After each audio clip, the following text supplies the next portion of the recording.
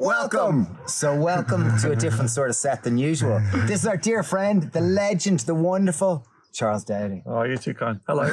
So Charles is a world expert in no-dig. He's amazing. That's no-dig gardening. And we're here in his incredible market garden here in Somerset in England. And we all are like cave creatures. Yes, we know. We left our tops off because it's 25 degrees here in the UK, which is amazing. So we're going to cook a tagine, a really simple Moroccan dish that you can use any veg, whatever's in season, really. Like the bit that refers to Morocco is that it's like tagine typically is cooked in a tagine, which is a kind of clay pot that's cooked in this oven, and the veg ends up succulent, soft and juicy. So today we're going to mimic that, cooking it on top of a fire. This is our tagine. But you can note the conical shape and the clay pot. We're going to cook with all veg from the garden. It's going to be simple, elegant, and we're going to taste the beauty of high nutritious veg grown in the wonderful no-dig home. This is a third of an acre where he's growing like so many varieties of veg. We're going to pick it all and we're going to cook. Not pick it all, we're going to pick all the veg for the dinner. Oh, I think cauliflower is great. And do you want fennel. So plan at the moment, just looking at it here, we're going to go some sort of a kind of tagine like stew, very easy, one pot wonder over the fire. This is some of the veg that Charles will have picked.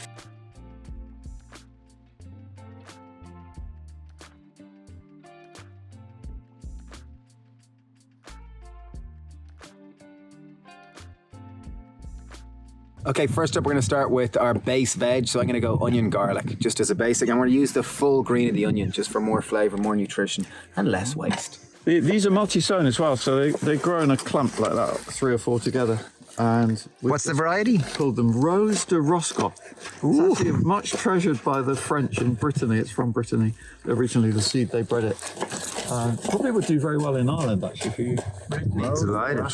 So the garlic is grown outside, and actually that's why it's smaller than it would have been normally, because outside we got terrible rust on the leaves this year and it stopped them growing for the last 2 or 3 weeks of their life. But nonetheless, we've still got some very nice, decent sized cloves, as you can see. When did you plant it? This went in last October, and you can keep your own cloves like this to plant as your seed this coming October. It's the best time of year to plant, even as early as actually the autumn equinox, 21st September. That's what I'm trying this year, because I'm pretty sure that's going to give us slightly stronger growth before the rest arrives in. And when do you think it'll be ripe? Before middle of June. Wow, the secret of garlic is not to wait till all the top has died, but get it out. If you leave it in too long, the outer skin rots. So there you go. Brilliant. Okay, time to put our pot in the stove. Our tagine on. So we popped in about 2 tablespoons of oil. Do you chop it up and get nice. Oh, I don't get everything.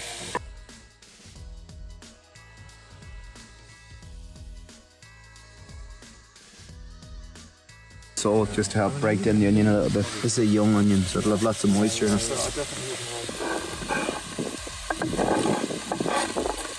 So we're just going to put a lid on that and let it stew. Rather than letting it kind of fry and caramelise, I'm going to let it stew and just keep it all soft. Meanwhile, we've got a side plot going on here. What's going on, gentlemen? Oh, we're on a mission here to look at the tomatoes and marigolds and a toad. Ooh, a toad! Yeah. If we kiss this toad, is this toad a prince? This is actually a water pot. That's a clay vase buried in the ground, which for me doesn't really work because we're in here watering anyway. It's just something I've tried. But anyway, I put this lid over the water pot. Now wait for it. Oh, he's there. Oh, look at it. Wow. And look inside as well. Look down in the water. Oh yeah, there's another one in there. You'll see the baby having a swim. Wow. Jeez. And slugs. Yeah, see the slugs. Do they not eat the slugs or something? Well, I think maybe this is their larder. Jeez. It's really cool. Every time I lift up, they're always there. That's gas. Yeah. And you didn't put them there? No, they just arrived. And I find this with no dig, actually. We see a lot of toads. Like we're picking a bed of lettuce and there's often a toad hiding under the lower leaves, that kind of thing. Wow. And he's just... He's been there just for gave months. him a home. That's more than a year. I love that. Because you're not disturbing the soil or anything. You know, these things just gradually happen and build up, and we've probably got a lot of beetles here eating sluggers as well, and we've got a few aphids. We've got ladybirds though eating the larvae eating them. So yeah. And what's amazing in here, there's no weeds. Like there's zero. You have zero weeds. Do you spend time? These are the oxide tomatoes I was telling you Oh, about. they're the oxide. Wow. Yeah. Wow, they're serious And looking. they will still grow more, and they get So it's a- beautiful yellow on the bottom and orange on top. A beef Really variety, pretty. yeah? It's kind of a beef. Yeah, it's a beef tomato. style, yeah. But a really sweet one. Perfect tea towel is my t-shirt. Just have to be careful that it doesn't burn. So you see there's a nice char happening. So we really are getting char and we're getting good flavour already, look.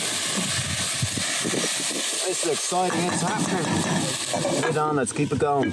Okay, next step, we're going to take 2 carrots. They're going to bring sweetness to it. You mentioned there was a brick score of about 8, which means they're quite sweet. We're going to put a bit of salt in just to help release the moisture and just help the flavours to permeate.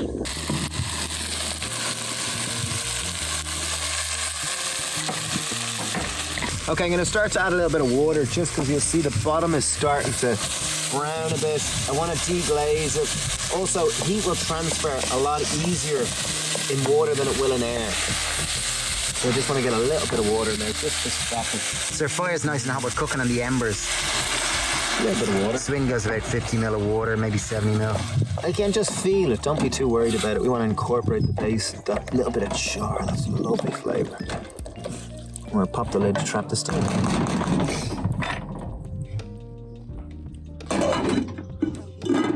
Okay, cauliflower. Next step. Take our cauliflower again. I want to minimize. Are you going to use the greens? Yeah, of course we'll use the greens, but this is a bit too fibrous, so we'll leave this for Charles's compost heap. But we'll take the bigger leaf. No bother. We'll just take so with this, the vein typically is the high fiber bit. So just cut around the veins. Just cut there. Cut there, and even that bit we can use too, it'll break down. So smaller ones like that are fine. That'll be fine, you see that? You can just cut it back out. This one here we'll cut. Just think that goes at the last. So I want to cut out the stalk where it's going to be just a little bit harder. Just get that in straight away. Just cooking down. Just chop up these fibrous bits just so we include them.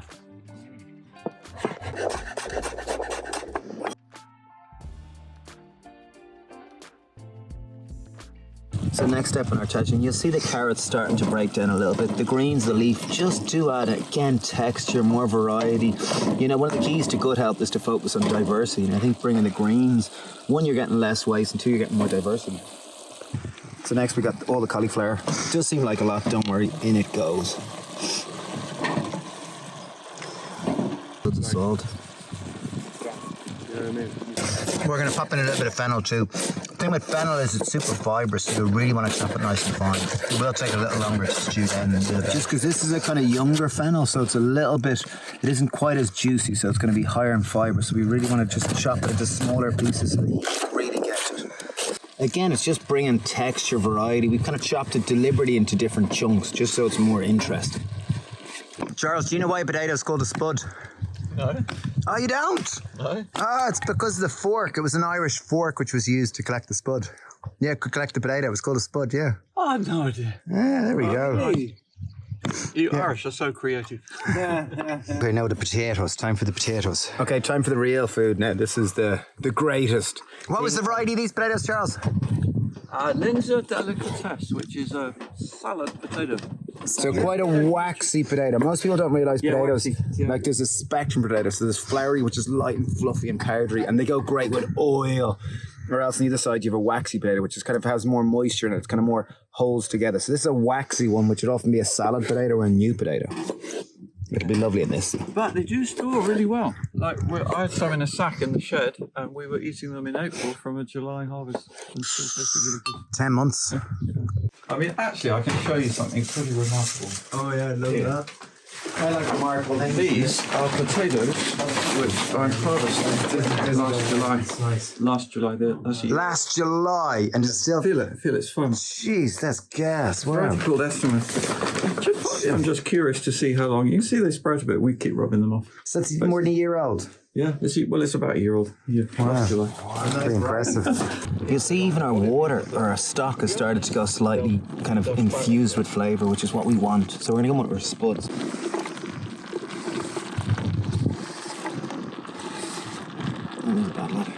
Important part is just to season as you go. It'll just help draw the moisture out of the veg. What do you mean by season? So adding salt as we go. It'll help draw out flavour and just allow them to cook a little bit better. So gonna go in with a few spices just to add a little bit more flavour. So a little bit of smoked paprika. I've got a little bit of cumin.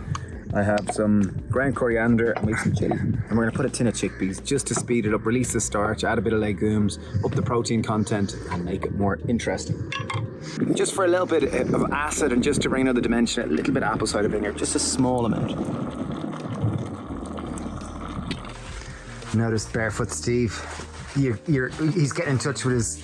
Actually, so am I. Look at that.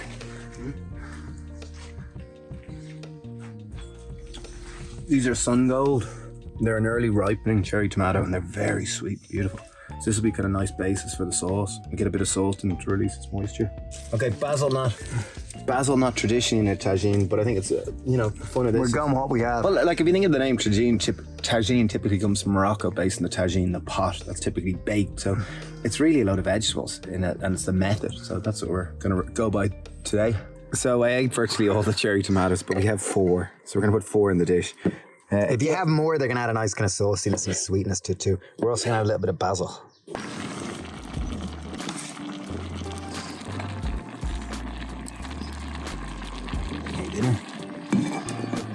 So we've a can of chickpeas now that we've drained and rinsed. Just 400 grams net weight, or 250 drained. So in it goes, just to add body. It'll break down and add a bit more starch to it. Okay, nearly time to bring this dish together. So I kind of, with all the excitement, I forgot to put the apricots in. So I have some dried apricots. These are, you wonder why they're not orange. It's because they're not dried with sulfur dioxide. So if you are buying apricots, I always think you're better off getting them this way. The reason why I'm chopping them open is they're just going to be more absorbent of moisture and there's going to be more surface area to release their sweetness.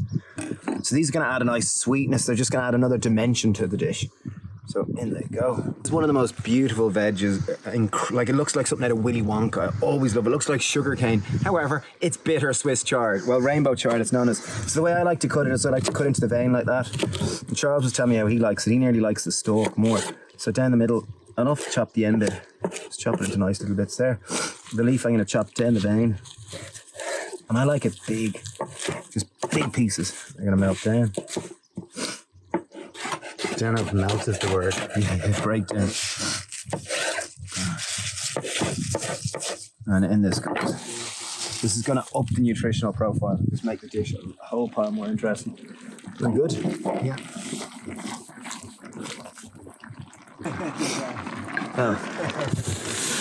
Compression. There we are. Okay, so it's looking pretty good, and we've just sliced some garden peas, or these were Charles's sugar snaps, just to add variety. But you look, the pink, the green, the vibrancy, cauliflower is broken down. So just check the potatoes are soft. Beautiful. Right.